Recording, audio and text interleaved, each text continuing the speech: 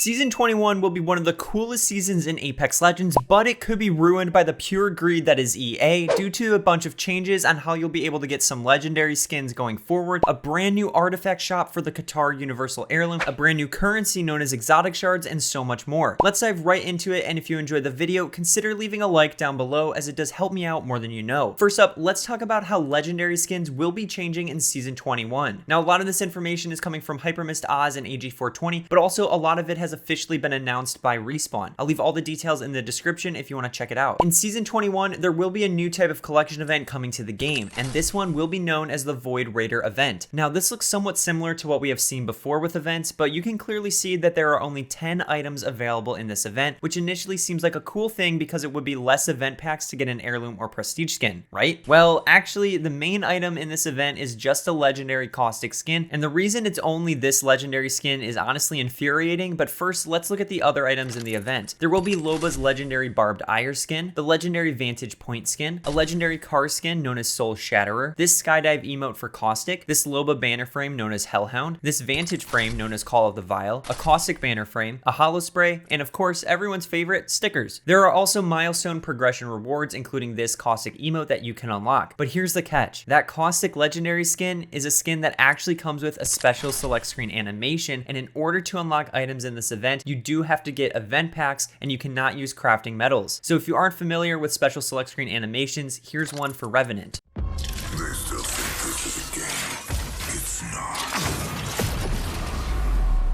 So it seems like instead of being able to just outright purchase a legendary skin that comes with a special select screen animation, these do look to be locked behind these types of mini events going forward, which in my opinion is ridiculous. Now there is a chance that you could get the legendary caustic skin from your first pack, which is discounted to just 100 Apex coins. But this method of literally gambling to get certain skins in this game is awful. I truly don't understand how something like this even exists in a game that has so many teenagers and young adults playing who are not old enough to gamble at casinos, but they can gamble event packs to try and get the skin that they want. To me, it's basically the same thing, and I'm not a fan of it. While on the topic of legendary skins, Alter's launch bundle details have been revealed by Hypermist and the entire Devious Trickster store that will release at the launch of Season 21. In this store, there will be legendary skins for Mad Maggie, known as Wicked Grin, the Distant Punchline Longbow skin, a legendary skin for Mirage, known as Comical Genius, the Wicked Jest Sentinel skin, and then everything that comes with Alter's launch skin, known as Final Laugh. In this, there will be a Hollow Spray and the Captive Audience Volt skin. Thankfully, these skins won't be locked behind an event where you can only get them through event packs. These will be available in the regular store section. And before we get to the brand new artifact shop and how it will work, we need to talk about the brand new currency known as exotic shards coming in Season 21. Exotic shards will be able to be used to purchase customizations for Apex artifacts and select mythic melees. Additionally, they can be used to purchase items in the exotic shop, and it looks like the R99 Reactive Recolor and the Flatline Reactive Recolor will live here. This is what the R99 Reactive will look like in game. It has this rainbow type of effect to it, which looks really cool. And here's what the Flatline Reactive will look like in game, which also looks pretty nice. It looks like each of these skins will be 50 exotic shards, but how much do exotic shards cost you? Well, here's the cost of the exotic shards, and thanks to Johnny for converting it over to USD. 10 shards is about $10, 50 shards at $40, and 110 shards at $85. From Respawn's blog post, this is what they have to say about exotic shards. This new currency can be purchased directly just like Apex coins, and we may see small amounts earnable in the future via events or battle pass, just like the 10 that you can earn this season. So it unfortunately seems like exotic shards will not be able to be unlocked through just regular event packs. It seems that they will be locked to just purchasing them normally or through certain events like they said. Now let's get into the artifact shop and all the customizations coming for the Katar Universal Heirloom, plus how much it will cost to unlock all of this, as you'll be using those new exotic shards to unlock it. There's a lot to talk about, so listen closely. There will be 5 brand new sets coming out that can be applied to the Katar Universal Heirloom. Each of these will come with unique deathbox skins that can be equipped. So let's take a closer look at all 5 of these sets, then dive into the breakdown of how you can acquire them. First up is the Nitride Katar, and it has this really cool purple glow effect to it, but you can only get this one if you unlock the rest of the sets. So there is the Molten Katar that looks like you're wielding fire. There's also the Rhodium Katar, which is more sleek and not as flashy. There's the Gladius Katar, which has this yellow glow to it. And then there's the Electrum Katar, which is bright neon green. So with all of these Katar customization sets, you'll be able to mix and match from the different sets however you want to create your own personalized heirloom that can be used on any of the legends. Now this, in my opinion, is actually really cool to see that we can have some control over what our Apex Artifact will look like. For instance, if I want the Molten Lava theme but with a different handle or a Deathbox skin than what comes with the set, I can easily set that, which is pretty awesome. But here's the catch. In order to even begin the customization process, you need the base Katar Universal Heirloom, which if you did not unlock it during the previous collection event, then it will cost you 150 Heirloom Shards in order to get it. Now that does not come with the Cobalt Katar set that was part of the collection event. You're literally just getting the base Katar artifact. Now if you want the Cobalt Katar set or any of these other new sets coming in season 21, you will have to use exotic shards to unlock each individual piece. So these pieces include the base, the theme, the power source, the activation emote, and the Deathbox skin. So now let's say you already have the Cobalt Katar set, but you don't like the Deathbox skin and you want the one from the Molten Katar set. Well, in order to get that Deathbox skin, you cannot just get that part of the set. You have to unlock the items in sequential order. So the first thing you'll need is the base to that specific set, then the theme, then the power source, then the activation emote, and finally the Deathbox skin. Now each of these items in a set will be 10 exotic shards. So a whole set is 50, meaning all 5 sets will cost you 250 exotic shards if you don't already have the Cobalt Katar set. If you have the Cobalt Katar, then to get all the remaining sets, it will cost you 200 exotic shards. Personally, I just don't feel like this Katar Universal Heirloom or Apex Artifact, whatever you want to call it, has much feeling behind it. It doesn't really have meaning, whereas heirlooms that are individual to that legend has a connection to them in one way or another, which is really cool. The Katar just feels so bland in my opinion, even with all the different sets you can add to it. And if you're wondering what the lore is behind why Apex Artifacts were introduced, Respawn let us know. So they say Apex Artifacts were given to each of the legends by the Mercenary Syndicate to bring something new and exciting to the games to distract from the recent disruption of Revenant and untimely death of Eduardo Silva. The smartest particle of Branthium indefinitely powers each Katar in order to maintain their ominous presence. With the assistance and insistence of Rampart herself, the Katars were created with the ability to be modded for customization to each wielder's preference. That means you. The legends have their heirlooms and now you have something that's yours. There's also what I believe to be a teaser in regards to the district map coming in season 21. In regards to the Nitride Katar set, Respawn mentions this on the blog post. Once all 5 variants of an upgrade component have been collected, you will automatically unlock the Nitride variant of that piece. For instance, you'll unlock the Nitride base once you've collected the other 5 Katar set bases. Considering the other 5 Katars have ties to Outland locations, Nitride is a curious choice, don't you think? I definitely think that Nitride is giving us a hint at what's to come in District, since the theme and overall look of that Katar set is this neon purple type of color and looks really similar to the District leaks we have seen. So let me know what you guys think about all these item changes and the new Apex Artifact customization sets coming to Apex Legends in season 21. I'm looking forward to Alter and the Solos mode, but not really the skins and the changes that they're making to the heirlooms. Subscribe for more Apex content and I'll catch you guys on the next one. If you're still watching, then I love you. Here's a sneak peek for you to look at some of the exclusive badges coming in season 21 during the Solos takeover event. You will get these badges by dealing 3,000 damage in one Solos mode match, eliminating 20 enemies in one match of Solos, winning a Solos mode game, getting a top 10 finish with 10 different legends, and completing all of the Solos challenges. I think that since Solos will be active for 6 weeks, Respawn is really going to be looking at how many players are actively playing this mode, especially after the initial hype of it begins to wear off after the first couple of weeks. If you want Solos to come back or maybe even turn into a permanent mode, make sure you're playing when it's active.